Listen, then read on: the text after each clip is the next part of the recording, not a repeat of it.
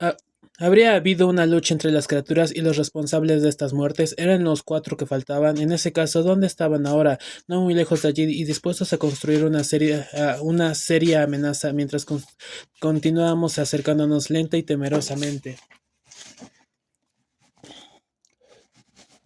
Arrojábamos unas miradas ansiosas a las galerías laterales. Era indudable de cualquier manera que había sido aquella lucha lo que había alejado a los pingüinos de sus lugares de costumbre. Tenía que haberse desarrollado, por lo tanto, no muy lejos de la colonia, en el abismo, ya que no había señales de que los pájaros residiesen en las galerías. Quizás había habido una cruel persecución y los más débiles habían huido inútilmente, tratando de llegar a los trineos ocultos.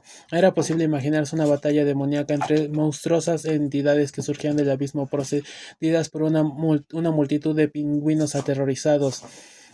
He dicho que nos acercamos con temor a aquellos cadáveres. Ojalá no nos hubiésemos acercado nunca y hubiésemos huido rápidamente a aquel túnel de paredes grotescas. Sí, ojalá hubiésemos huido antes de ver lo que vimos y antes de que nuestras mentes se grabara con fuego, algo que ya nunca podremos olvidar. Nuestras linternas iluminaron los cadáveres y advertimos que las mutilaciones eran todas parecidas. Los cuerpos, comprimidos, retorcidos y destrozados como estaban, habían sido decapitados. La cabeza de 5 puntas no había sido cortada, sino arrancada o succionada.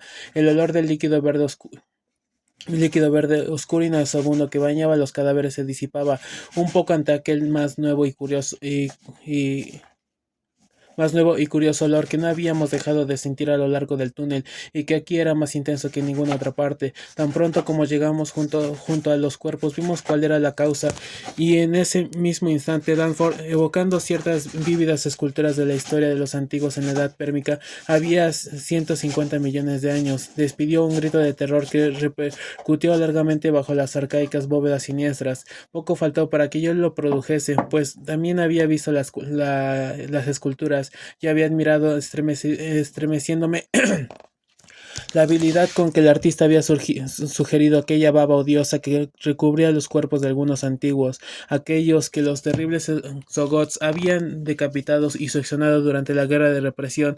Estas esculturas de pesadilla no debían haber existido. Los Sogots y sus obras no son algo que puedan comprender los ojos de los hombres. El autor del Necronomicon había tratado de afirmar nerviosamente que los Ogots no habían hollado nunca este planeta y que solo habían existido en los sueños de los aficionados a ciertas drogas, protoplasmas informes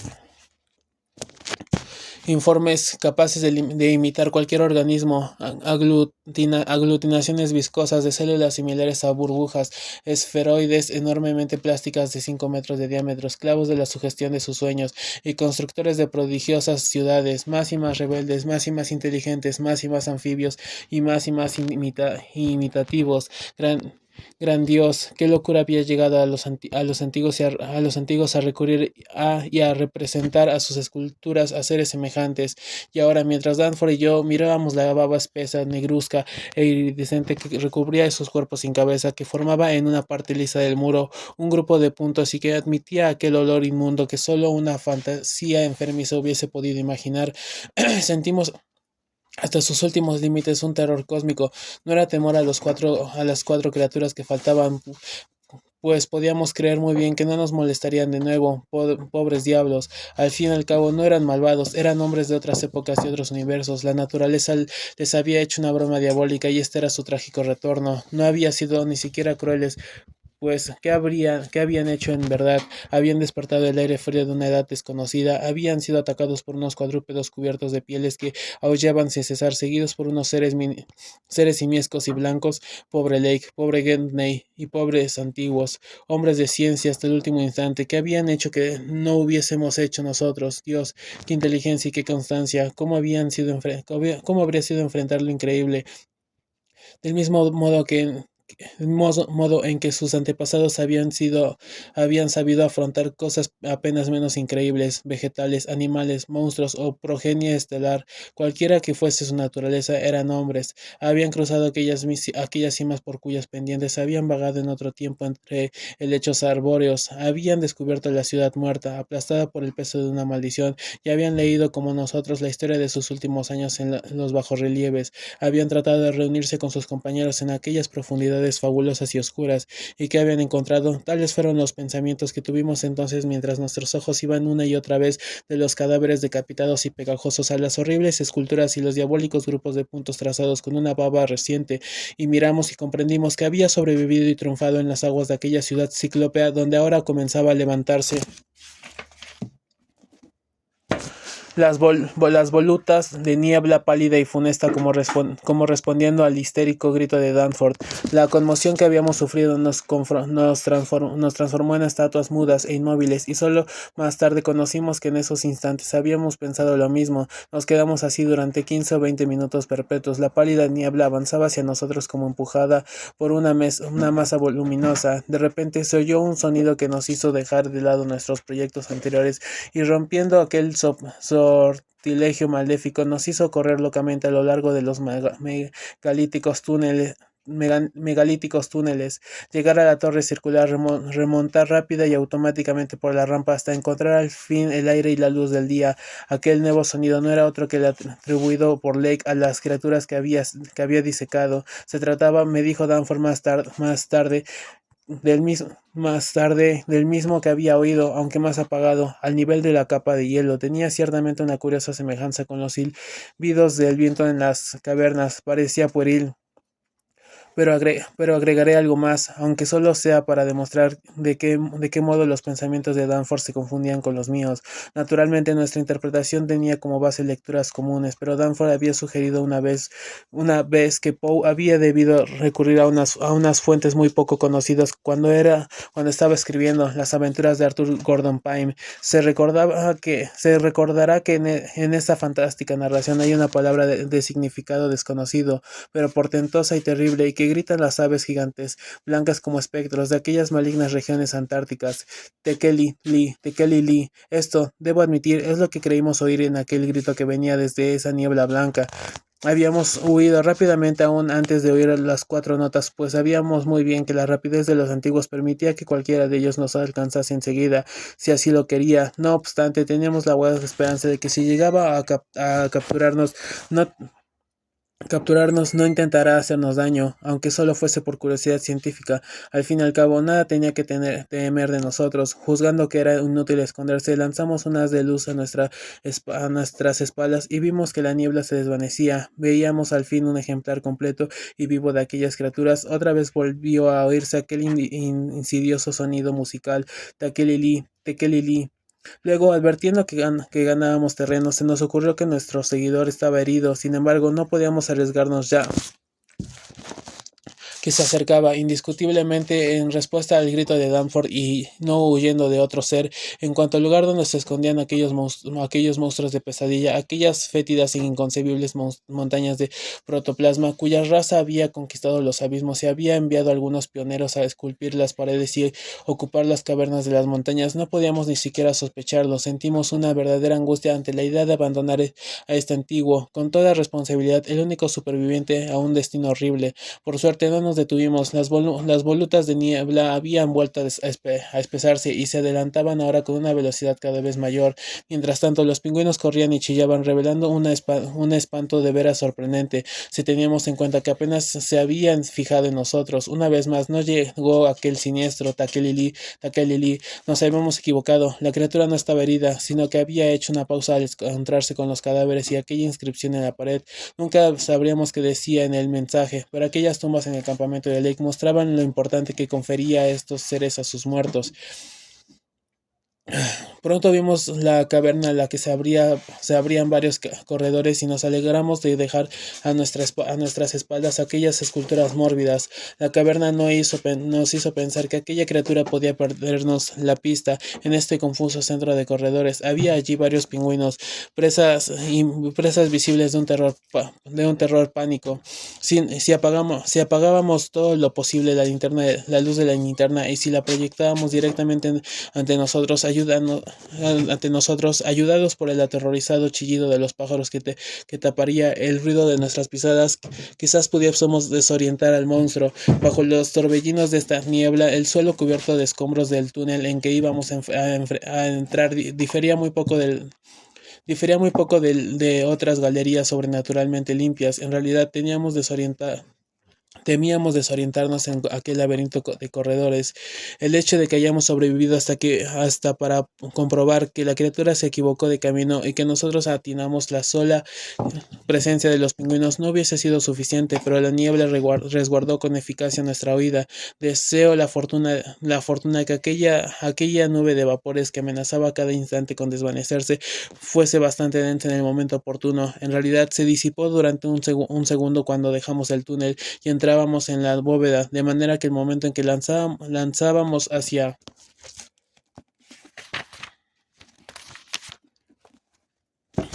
atrás, una temerosa mirada antes de apagar la linterna y mezclarnos con los pingüinos, alcanzamos a ver con claridad si el destino que levantó para nosotros aquella pantalla de niebla fue benévolo. El que nos permitió vislumbrar el monstruo fue todo lo contrario, pues esta visión nos llenó de un horror que no ha dejado de perseguirnos desde entonces. El motivo que nos hizo mirar hacia atrás fue solo, probablemente, ese inmemorial instinto con que el acorralado trata de apreciar la naturaleza y la proximidad de su perseguidor, o quizás se trató de una tentativa automática de encontrar respuesta a un problema. En medio de nuestra huida, con todas nuestras facultades consagradas a proteger nuestra seguridad, no habíamos estado en condiciones de observar y analizar detalles, y sin embargo nuestro cerebro siguió preguntándose acerca del significado del mensaje percibido por nuestro olfato. Enseguida comprendimos de qué se trataba. Nuestro alejamiento de la baba fétida y coincidente aproximación de nuestro perseguidor no había alterado los olores como le indicaba la lógica. Junto a los cadáveres decapitados, aquella nueva y hasta entonces inexplicable fetidez había sido de veras dominante, pero ahora tendría que haber cedido su lugar al olor asociado con los antiguos, y sin embargo no era así. El nuevo olor era más concentrado y más insoportable. Miramos pues hacia atrás en apariencia simultáneamente, aunque es probable que el movimiento de uno fuera copiado enseguida por el otro. Nuestras dos linternas apuntaron a la bruma más tenue en ese instante, quizás en un incoherente esfuerzo por encandilar a la criatura antes de apagar las luces y sumergirnos en el laberinto. Entre los pingüinos, decisión fue honesta. Ni Orfeón ni la mujer de Lot pagaron tan caro esa mirada hacia atrás. Trataré de describir con claridad lo que vimos, aunque en aquel momento no quisimos creer en nuestros ojos. Las palabras son inútiles para explicar el horror de aquel espantoso espectáculo. De tal modo nuestras mentes que aún me asombra que hayamos podido atenuar la luz de las linternas y entrar en el túnel que nos llevaría a la ciudad. Solo el instinto pudo habernos salvado, pero pues razón nos quedaba poca. Danforth había perdido totalmente el dominio de sí mismo, y cuando pienso en el resto de nuestra huida, lo primero que recuerdo es su voz que entonaba una fórmula histérica, los ecos de esas palabras salmo, salmodiadas con una voz muy aguda, resonaron entre los chillidos de las aves, bajo las bóvedas y los entonces, gracias a Dios, vacíos corredores que quedaban atrás. Danforth no comenzó enseguida su canto, pues si no, difícilmente estaríamos vivos. Me estremezco al pensar que habría sido de nosotros si su reacción nerviosa se hubiera presentado antes. South Station under, Washington under, Park Street under, Kendall Central Harvard. El pobre diablo enumeraba las estaciones familiares del túnel Boston-Cambridge en nuestro suelo natal, a miles de kilómetros de distancia, y sin embargo la salmodia no me parecía irrelevante ni fuera de lugar.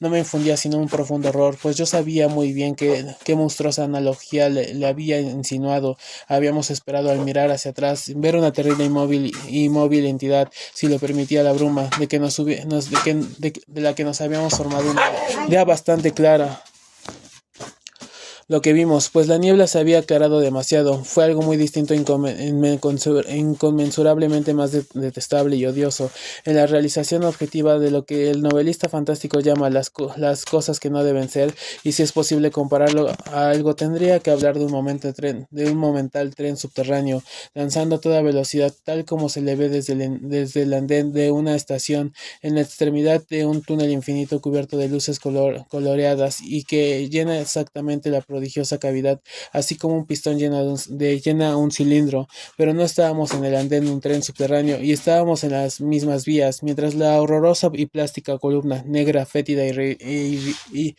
iridiscente, venía hacia nosotros cada vez a mayor velocidad, levantando a su paso torbellinos de aquella bruma pálida. Era algo terrible, indescriptible, más enorme de cualquier tren subterráneo, un conglomerado de burbujas protoplásmicas débilmente luminosas y con multitudes de ojos provisionales que aparecían y desaparecían como pústulas de luz verde. Venía hacia nosotros, aplastando pingüinos y deslizándose sobre aquel piso brillante que sus semejantes habían limpiado tan diabólicamente de obstáculos. De nuevo volvió a oírse el grito sobrenatural, Takeleli, Takeleli, y al final recordamos que los Zogots habían recibido de los antiguos visita, pensamientos y órganos plásticos, y sin otro lenguaje que aquel simbolizado por los grupos de puntos. No tenían tampoco otra voz que las de sus amos desaparecidos.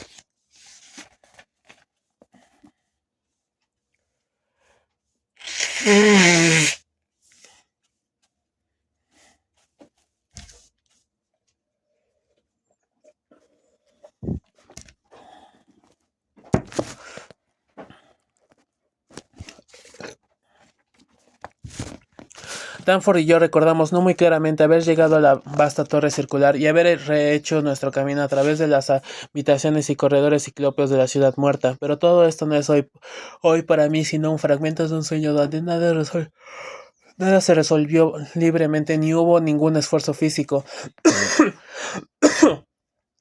Fue como si emergiésemos en un mundo o dimensión nebuloso sin tiempo, causas ni orientación. La luz gris del día que bañaba el espacio circular de la torre nos calmó bastante, pero no nos aproximamos a los trineos, ni miramos otra vez al pobre Getney y el perro.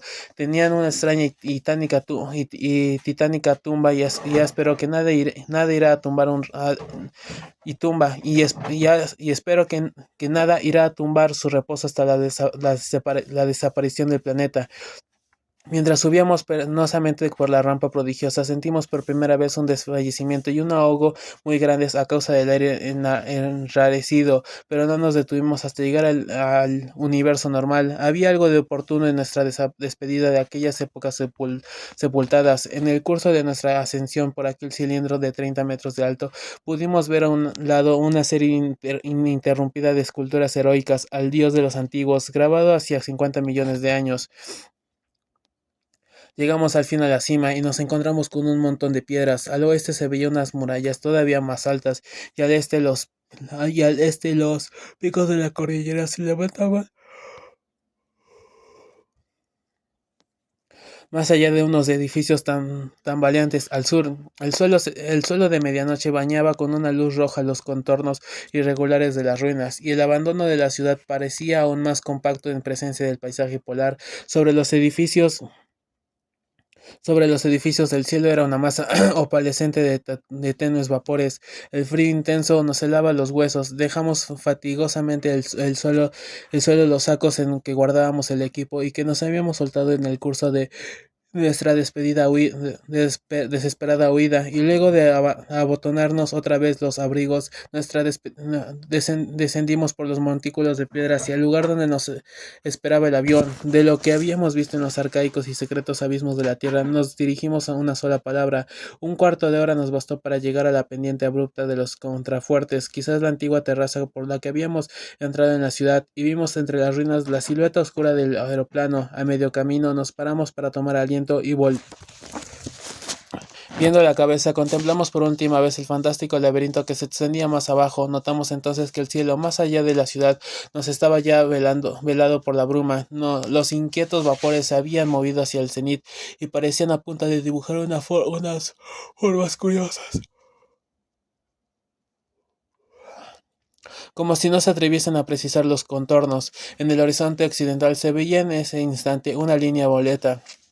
Allí unas cimas afiladas alzaban como en un sueño contra el color rosado del cielo. Hacia ese horizonte bañado en una luz temblorosa subía la antigua meseta. El cauce seco del río trazaba en ella un una cinta sinuosa y oscura. Durante un momento nos quedamos inmóviles y admiramos entre aquella belleza cósmica, pero enseguida un vago horror comenzó a asediarnos el alma, pues esa lejana línea violeta no podía ser sino la cordillera prohibida, punto culminante de la tierra y centro de todo mal.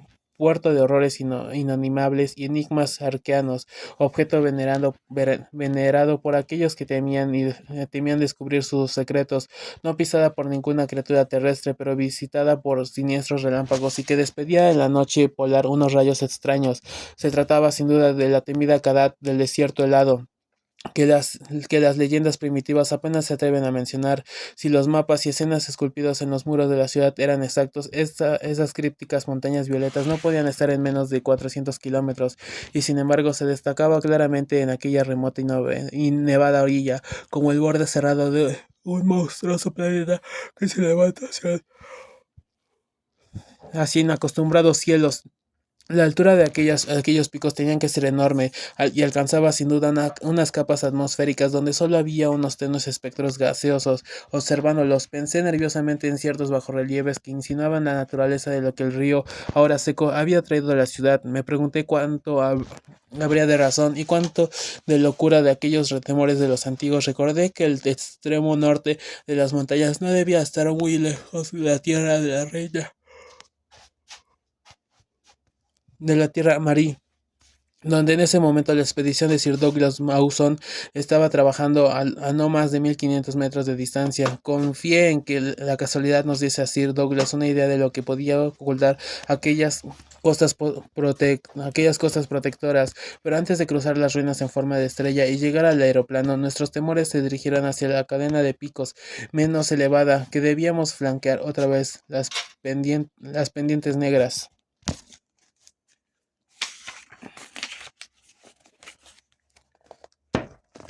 cubiertas de ruinas, se alzaban odiosamente contra el este, y cuando pensamos en las entidades amorfas que habían llegado a los picos más altos, no pudimos evitar el pánico ante la perspectiva de volar otra vez junto a aquellas cavernas donde se oía toda una grama de sonidos musicales. Para empeorar las cosas, vimos algunos signos de niebla alrededor de varias cimas, esa niebla que el pobre Lake había confundido con una actividad volcánica, y nos agitamos al pensar en aquella semejante de la que habíamos huido. Y en la abismática cuna de horrores, el aeroplano estaba intacto y nos pusimos nuestros más pesados abrigos. Danforth encendió el motor y levantamos vuelo sin problemas. Abajo volvió a extenderse la ciudad ciclópea, como había ocurrido al llegar, y comenzamos a elevarnos y a probar el viento. Muy por encima de nosotros debía de haber grandes perturbaciones, pues las nubes de polvo del cenit se sacudían sin finalizar. Pero a los 7000 metros de altura, la indicada para atravesar el paso, la navegación no ofrecía peligros. Mientras nos acercábamos a las cimas, el sonido musical del viento se oyó claramente, y vi cómo las manos de Danforth se estremecían sobre los instrumentos de gobierno. Aunque yo no era más que un piloto aficionado, pensé en esos instantes que sería más capaz que él de dirigir el avión, y cuando le hice señas de que cambiásemos de asiento, obedeció sin protestar. Traté de tener la sangre fría y clavé los ojos en el cielo rojizo que asomaba de otro lado del paso, resolviendo no prestar atención a las bocanadas de vapor que brotaban en las cimas, deseando haberme topado con cerca de los oídos, como Ulises, para alejar de mi conciencia aquellos sonidos musicales. Pero Danforth, extremadamente nervioso, no podía mantenerse quieto. Yo sentía cómo se volvía una y otra vez, mirando la ciudad que dejábamos atrás, o las montañas atravesadas de cavernas que se elevaban ante nosotros, o las cimas cúbicas, o el océano de contrafuertes nevados y nuestros pies, o el cielo de nubes grotescas sobre nuestras cabezas. Justo en el momento en que nos introducíamos en el paso, lanzó aquel grito enloquecido que casi nos lleva a la muerte. Durante un segundo perdí la dirección de la esquina. Me recobré enseguida, pero temo que Danforth no vuelva a ser jamás el de antes. He dicho que Danforth no quiso comentarme qué último error le hizo gritar de esa manera. Intercambiamos a gritos algunas frases antes de descender lentamente hacia el campamento, pero se refirieron casi todas al silencio que habíamos jurado guardar en el momento de dejar la ciudad de pesadilla.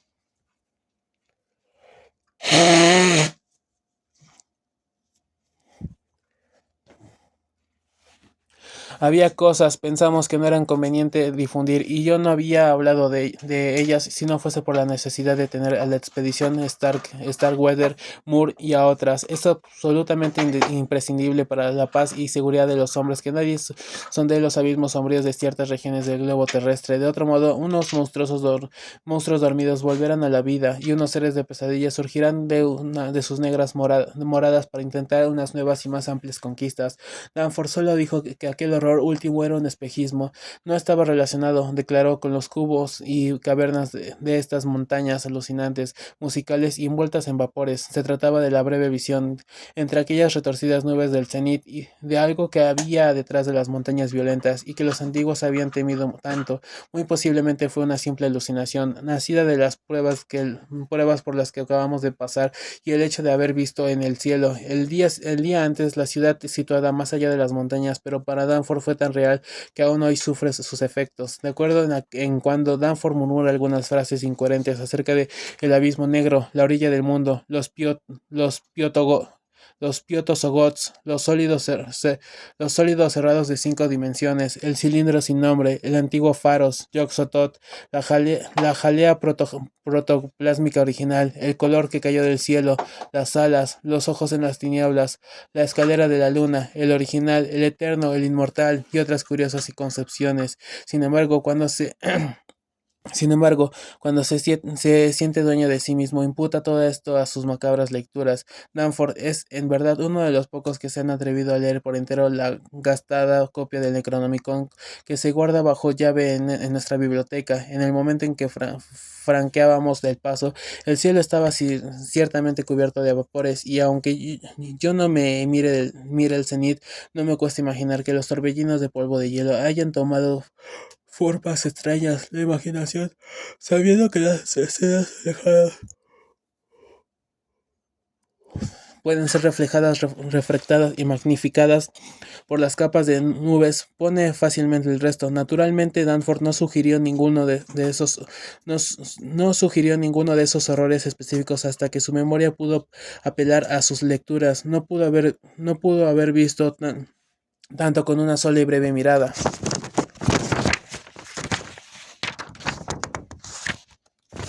En aquel momento no hizo más que repetir esos sonidos cuyo origen es demasiado obvio. Takelili, takelili. La sombra sobre Innsmouth. 1. Durante el invierno de 1927-28, los agentes del gobierno federal realizaron una extraña y secreta investigación sobre ciertas instalaciones del antiguo puerto marítimo de Innsmouth, en Massachusetts. El público se enteró de ello en febrero, porque fue entonces cuando se llevaron a cabo redadas y numerosos arrestos, seguidos del incendio y la voladura sistemáticos, efectuados con las previsiones convenientes de una gran cantidad de casas ruinosas, carcomidas, supuestamente deshabitadas, que se alzaban a lo largo del abandonado barrio del muelle. Las personas poco curiosas no presentarían atención a este suceso y lo consideraron sin duda como un episodio más de la larga lucha contra el licor. En cambio, a los más perspicaces les sorprendió el extraordinario número de detenciones, el desacostumbrado despliegue de fuerza pública que se empleó para llevar a cabo y en silencio que impusieron las autoridades en torno a los detenidos. No hubo juicio, ni se llegó a saber tampoco de qué se les acusaba, ni siquiera fue visto posteriormente ninguno de los detenidos en las cárceles ordinarias del país.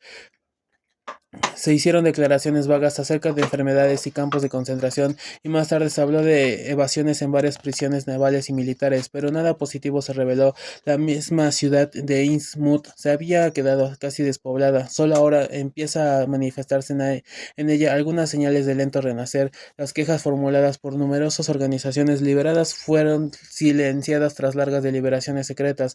Los representantes de dichas sociedades realizaron algunos viajes a ciertos campos y prisiones, y como consecuencia tales organizaciones perdieron repentinamente todo interés por la cuestión. Más difíciles de disuadir fueron los periodistas, pero finalmente acabaron por colaborar con el gobierno. Solo un periódico, un diario sensacionalista y de escaso prestigio Esta razón hizo referencia a cierto submarino capaz de grandes inmersiones que torpedió los abismos de la mar justo detrás del arrecife del Diablo. Esta información, recogida casualmente en una taberna marinera, pareció un tanto fantástico, ya que el arrecife negro y plano queda por lo menos a milla y media del puerto de Innsmouth. Los campesinos de los alrededores y las gentes de los pueblos vecinos lo comentaron mucho, pero se mostraron extremadamente reservados con la gente de fuera.